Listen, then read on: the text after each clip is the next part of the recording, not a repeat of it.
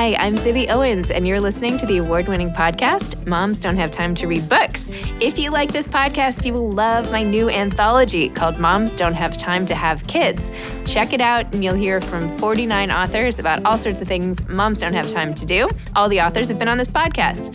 Also, check out my TikTok @with Zibby and Tracy, my other podcast, Sex Talk with Zibby and Tracy. Check out Moms Don't Have Time to Write on Medium. And of course, my new publishing company called Zibby Books. And now back to our daily author interview site and a quick hello from some of my kids. Hi. Hi. Hello. Enjoy the show. If you like this podcast, you will love my new anthology called Moms Don't Have Time to Have Kids. Here's a little snippet by one of the authors from the anthology. My name is Rex Ogle, author of Free Lunch, and I'm stoked to have contributed to Moms Don't Have Time to Have Kids. My essay is called Historias sobre mí, Stories About Me, and what I really don't have time for is making time for self-care, but I'm learning to make time, and so should you.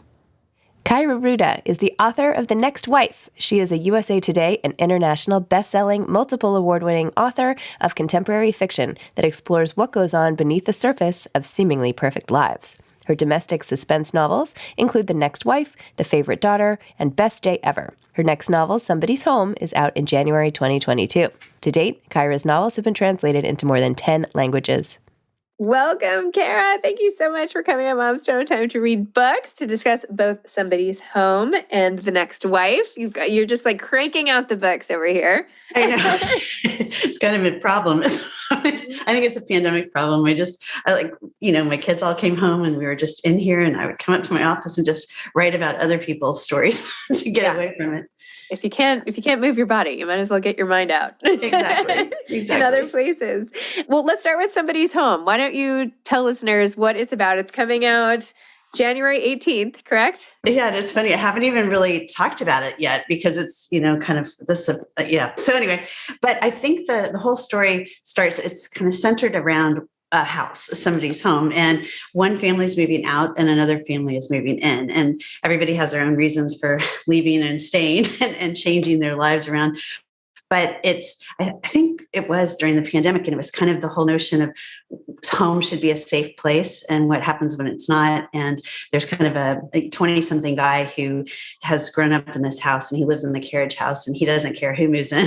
He's decided it's going to be his home. So it's kind of I guess, I don't even know how to describe it for you. No, you're right. That's kind he of the does premise. not want to move. He's not happy at all that his step-parent and parent and the other kid, his half siblings are moving out and they're in a new home and it has no room for him. And, it doesn't matter that he's in his 20s. It's like, right.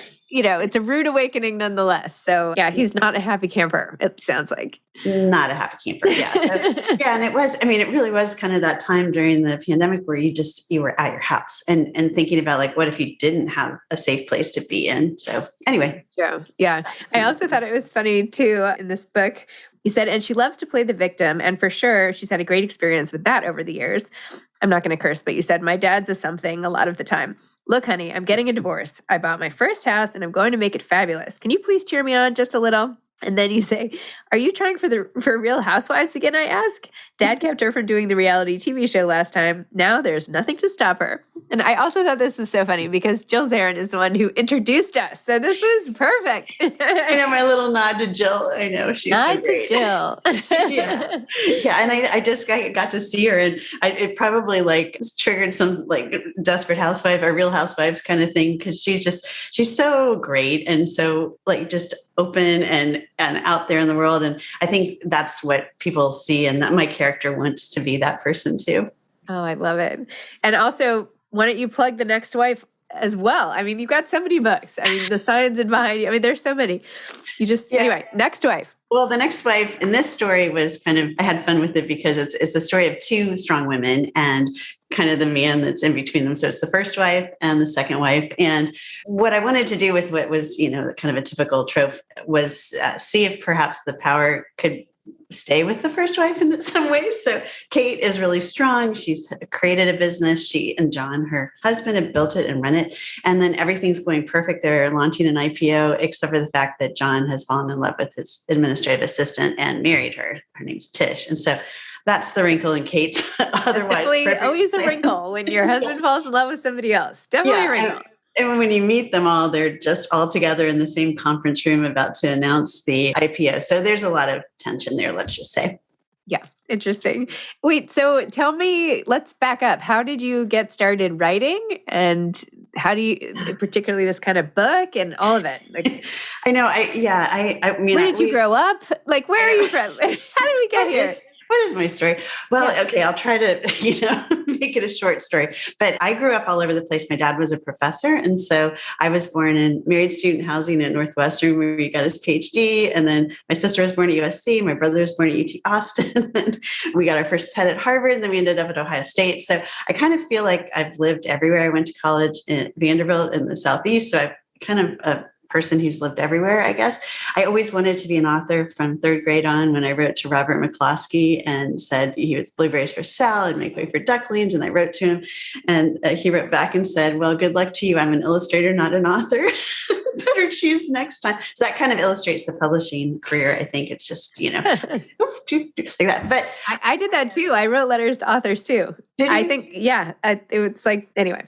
I don't know if now people can just go on Instagram, but yes. Yeah, I know. It's great because it was like, they're like celebrities to me. So then I went to college for English, but I never had the courage to get a byline, write anything for anybody else. I always wrote for myself. Went into journalism and got my first bylines, kind of got the confidence there. But then I always wanted to kind of be Darren Stevens of Bewitched as well. Yeah. I didn't want to be the magic person. I wanted to be the one like creating. So I went into the advertising world, ended up running a vice president of marketing for, all that glass ceiling stuff, super fun. And for a national carpet cleaning company, ironically, and then had to sue them for gender discrimination, sexual harassment. So while I was on the sidelines, I started finally trying to write my novel, which, was a long process. My husband and I started a business then and built it, a franchise business, to 22 states in residential real estate. And I was able to kind of show real estate people that women make or control 91% of all purchase decisions in the housing space.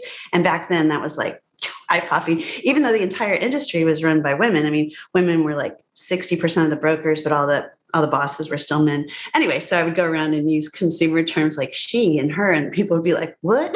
Anyway, so it was kind of nice. It was fun to kind of change the mindset of an industry. So we created Real Living and then sold it to Brookfield in Canada. And then they changed all the GMAC franchises to Real Living. So all of a sudden it was this huge brand. And then they didn't need me anymore because I'm in branding. And so then I finally wrote my first novel. Oh my gosh. Yeah. That's quite a story. Actually, I wrote a business book first for women entrepreneurs, and that was called Real You Incorporated, 8 Essentials for Women Entrepreneurs. And then I went on a little speaking tour, and I would talk to women and say, it's time to put your passion into action, make your dreams come true. And I realized I hadn't done that yet. So that's when I started writing. Okay, sorry, that was long. No, it was not long. No, that's great. You wrote what you needed to hear yourself. I feel like people often do that, right? Like they say, write the book you need. And I know, I think so. Even though I never thought about writing a business book, like that's what my dad did. So So anyway, everything turned out great. And of course it was a seamless road to publishing. Everything went perfectly. No, I'm kidding. Kidding. Yeah. So then I've done like everything. I've done hybrid publishing, self-publishing, I've done it all, which has been, I think that's part of the process too. And it's been kind of a great journey of learning, because when you see it from all different sides, you also kind of build your knowledge base and comfort with what's right for you and what's a good fit. So anyway, all in all, I think things do work out the way they're supposed to. And I've been super happy writing domestic suspense, because it's just what I really like. And I realized the first novel I ever wrote was domestic suspense, or whatever this is called, psychological thrillers. And so when I had kind of found myself in women's fiction, which I liked that as well, that my first 3 novels were women's fiction.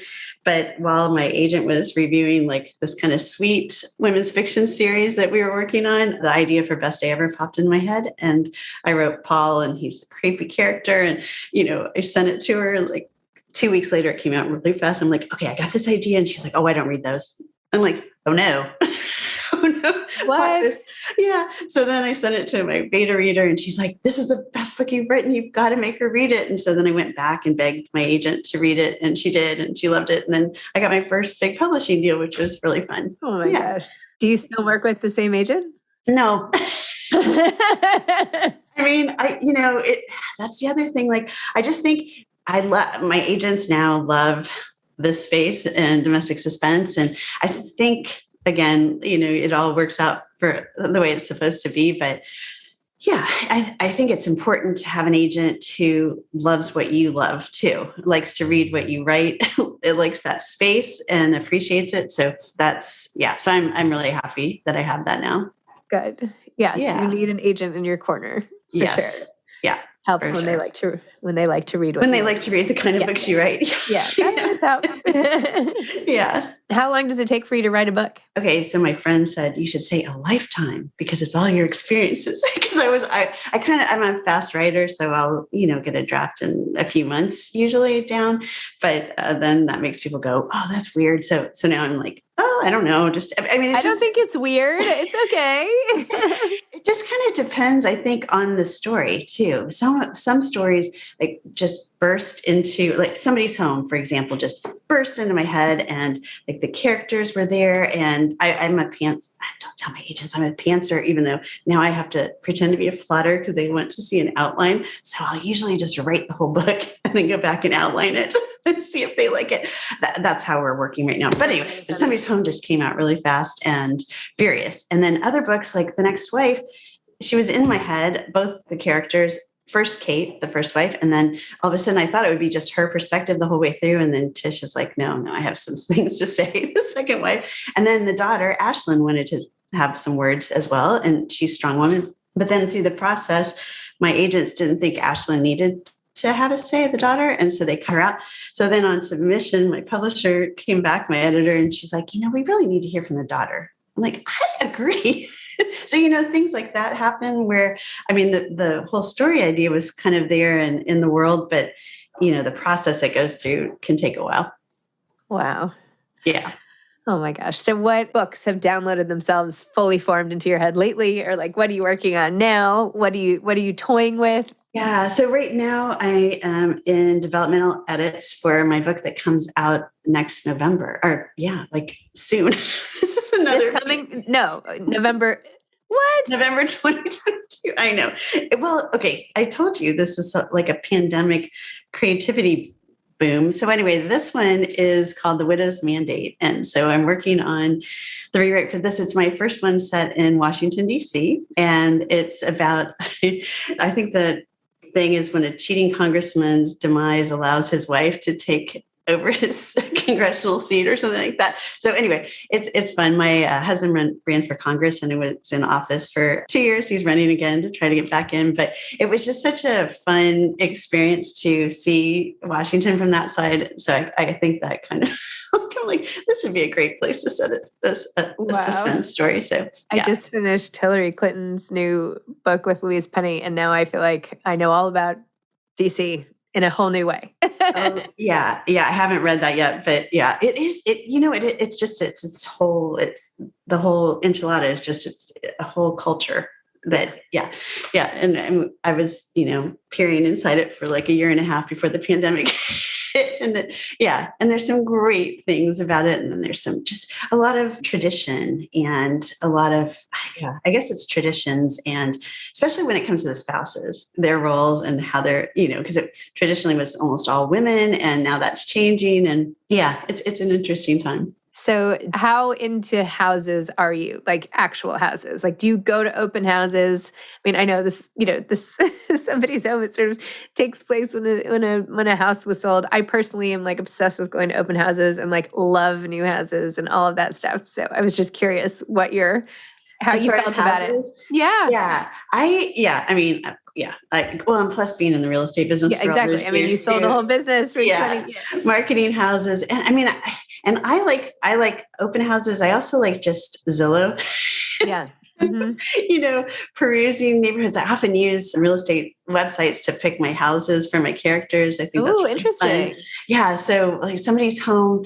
Yeah. And then I'll, just change them around and stuff, but at least it gives me a visual of where they might want to live or what the neighborhood's like. I like doing that too. But yeah, around here, we live in Laguna Beach, and I guess the history of this neighborhood, there's no inventory. Everything's sold. So there aren't any open houses right now around here because the market's been so hot. And I know it has been everywhere. It's such a crazy time. But yeah, I love it too. I have my Architectural Digest magazines and I always rip things out. Yeah, I'm a big home person too. There's just something about also the possibility. That's why I think it's so great you used it for fiction and especially for suspense, because just this idea that like your most personal possession was just somebody else's most personal possession. Oh yeah. Right? Like it's like, I can't believe even here, like somebody else used to like be sitting at my desk and it looked different, but right. I don't even know that person. And it's just crazy. I mean, this sounds ridiculous. I'm sorry. But no, I agree. I mean, I think there is and the whole presence of the people before you is still there. I mean, it's still there. There's a family with 8 children in our house that we bought from them, 10 years ago. And I mean, I still walk around and because we have 4 kids and it was plenty for that, but 8 is a lot in any house. And yeah, you do. I always think of that. I still think about, they had like ramps in the courtyard and like little miniature courses. Oh my gosh. Yeah, it is. How old are your kids? Oh gosh, they're all in their 20s. So we're like empty nesting right now. That's why I have 3 dogs.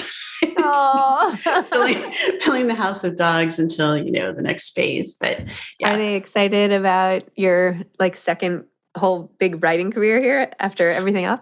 Yeah, I mean, my daughter she's a screenwriter, so she'll read my books, and she also helps me with like teenage girl dialogue. I'll run things by her and make sure it sounds not stupid. And so she does. She works with me, and we've written a couple treatments for, like a couple of the novels together. So that's been really fun. I don't think the boys have read any of my books. So my 3 sons, someday they'll, I don't know, want to sit down and do that, but right now they haven't. Yeah. Oh my gosh. But they're like, go mom. It's nice having kids, give them something to cheer about. I don't know. I feel like for so long I was just like cheering for them all the time. Like, yay, this pretend little soccer award that everybody gets in the class. Do you know what I mean? Like, now all of a sudden, like there are things for both of us. I don't know. It's just nice to.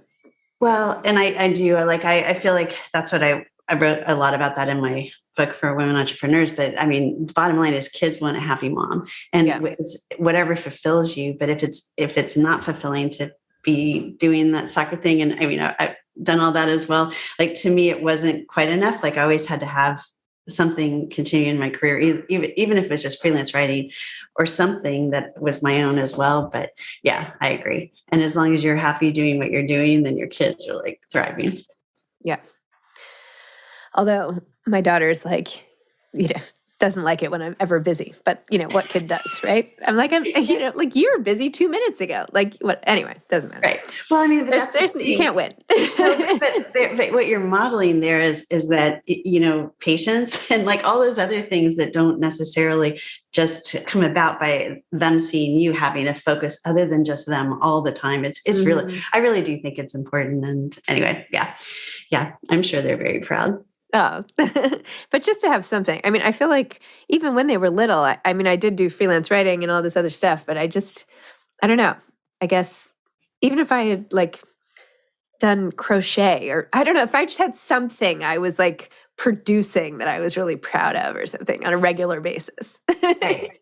Well, I totally agree. I think that's important because it's really easy, as you know, moms don't have time to lose yourself in your kids and your family and all of that. And I call it caring about the curtains, because when you start caring a lot about the curtains, you probably have too much time on your hands, or you're not, finding something that could be a little bit bigger, helping others. I mean, the other thing is just giving back. I just started working at the food pantry again because, COVID and all that stuff. And it's so rewarding. Like whenever you give to others, you just get it back 2-3 times. And it's just, I don't know, I come back and I feel so happy to have done something tangible for somebody else that morning, Thursday morning. So it's also that sense of feeling connected to the larger world, like when you give back and, you're a part of something. And sometimes if you're just in your house all day or like, hanging out in the in the carriage house, Right. you forget what else is out there. So I don't know. Exactly. What advice would you have for aspiring authors?